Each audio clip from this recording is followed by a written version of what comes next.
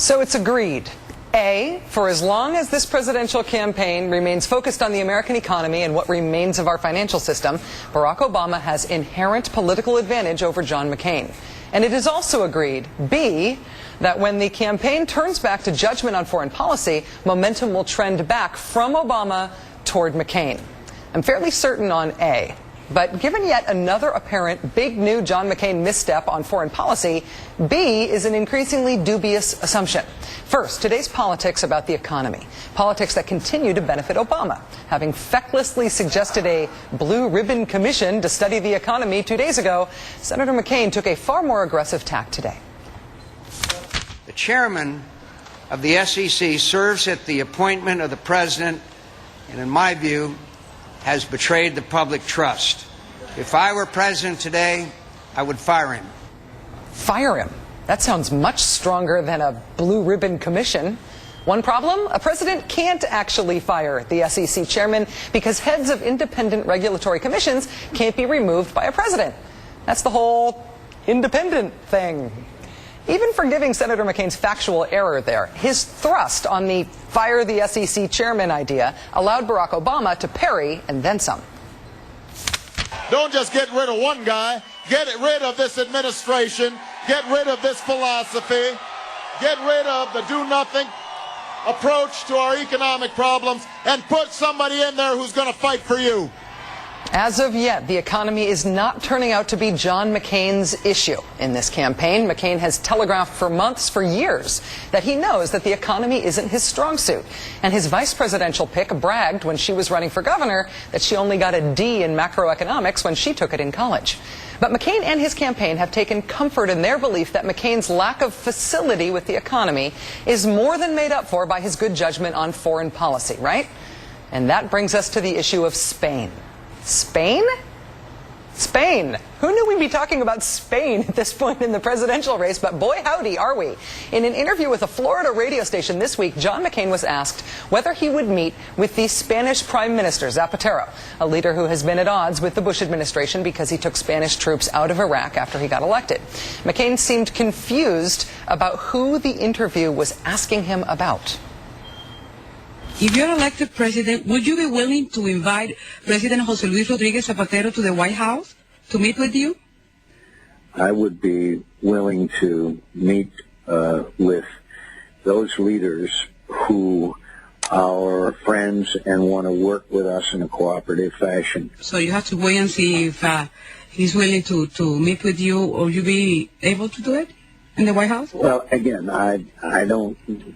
All I can tell you is that I have a clear record of working with leaders in the hemisphere that are friends with us and standing up to those who are not, and that's judged on the basis of the importance of our relationship with Latin America and the entire region. The entire region? Latin America? The hemisphere? So what happened there is that Senator McCain was either confused by the question or he wasn't sure who Prime Minister Zapatero of Spain is. In either case, McCain pretty clearly put Spain in Latin America, not in Europe.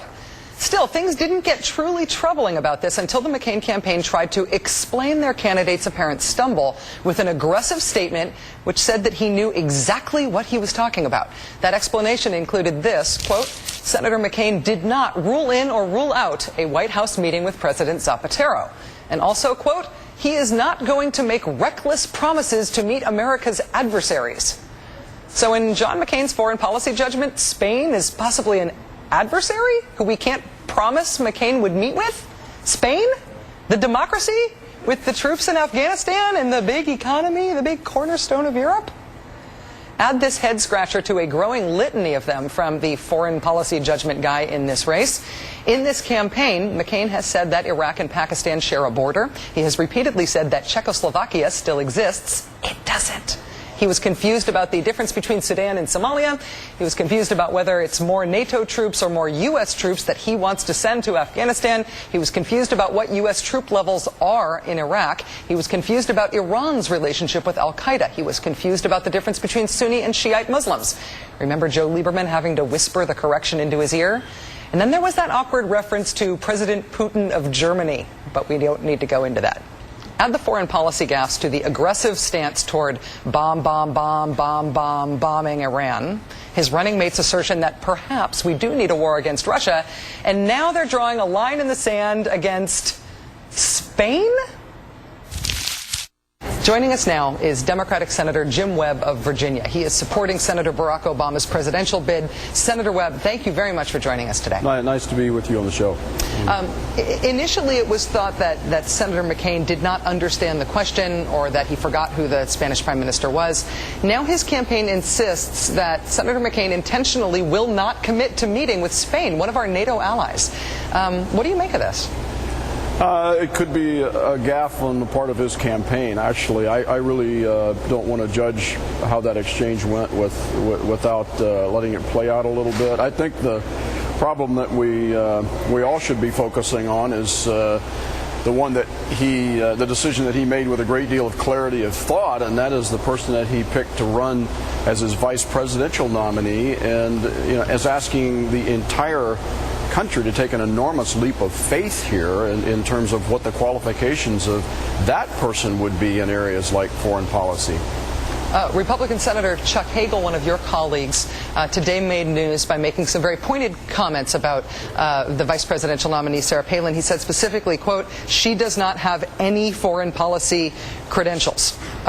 Is it a big deal for a Republican senator to make an assessment like that? Do you share that assessment?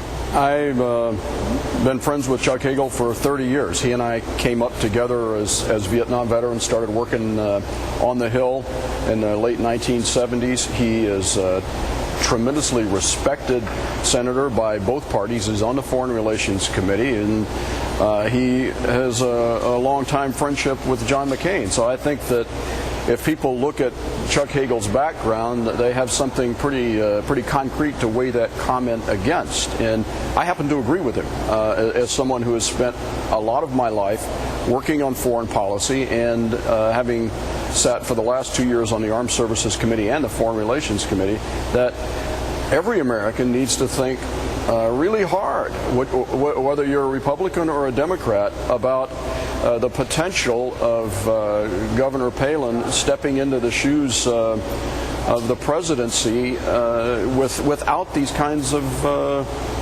experiences. But the bottom line right now is we need steadfastness of purpose. We need leadership that we can gather around in a situation where we now are facing the worst crisis that this country has faced since the combination of the Great Depression and World War II. And we need some real reassurance here that we've got people at the helm who have the intellect and the vision to move the country forward, and I believe that person is Barack Obama. And if you examine his vice presidential nominee, the qualification and the experience that you see in Senator Biden is just what the country needs right now. One last question for you on that issue of foreign policy, Senator Webb. And we have seen John McCain as early as literally the morning of September 11th, 2001, start to make the case for invading Iraq. His hawkishness toward Russia this year included him proclaiming we are all Georgians now. We've had this sort of inexplicable stance against Spain today that we still don't quite understand. We've heard him sing bomb Iran to the tune of a Beach Boys song.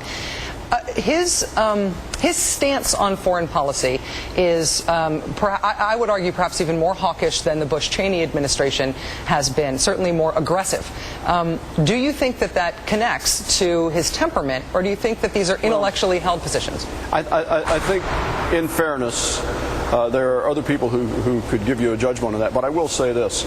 The incidents that you mentioned and others do reflect judgment, and they reflect a view of where this country is as opposed to where it might have been in the 1950s or the 1960s. We can't pull out a military solution for every single problem that we face. And in terms of temperament, I will say this, and I've said it many times out speaking, that the attacks that Barack Obama has endured for the last 19 months and the way that he has responded certainly reflect positively on his temperament, and that is a sense of calm that I think you want when we're trying to sort out these solutions under great pressure. Senator Jim Webb of Virginia, we do really thank you for taking the time Thank to you. be with us tonight. Thanks for joining us. Congratulations on your show. Thank you.